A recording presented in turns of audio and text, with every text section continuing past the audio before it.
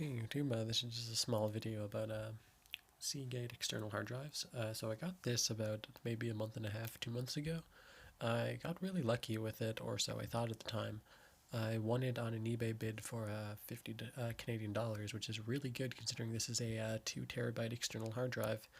And unfortunately, it finally started crapping the bed. So I only found this out because I had downloaded Final Fantasy 15 and I realized the installation process was taking a very, very long time. And I was really concerned. And then I realized there's some just kind of like percolating noises. Like if you've ever heard like a coffee maker, like a Geiger counter, like very similar to that. And like I'm used to that coming from hard drives, but like it was kind of excessive at the time, especially during any kind of read write operation.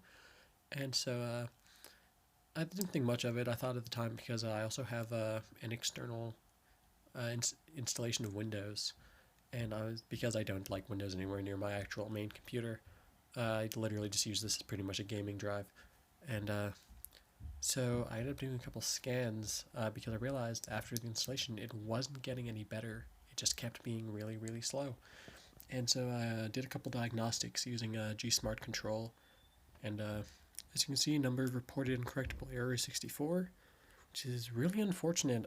What I'm coming to learn and reading on these drives is even though they are pretty cheap for 2 terabyte drives, they generally don't last very long.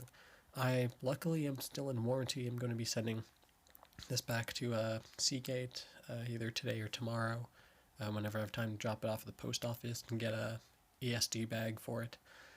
But yeah, just a little thing of I'd recommend, if possible, trying to shell out just a little more money for a different brand because Seagate drives are apparently wildly unreliable, and I wish someone had told me this before I bought this, even though I got it for like a steal basically.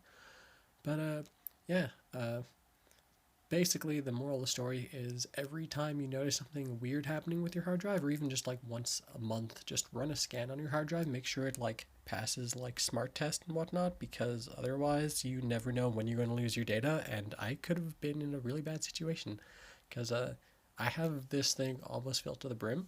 That's 2 terabytes of data, and that's really hard to back up if you don't have another 2 terabytes worth of space.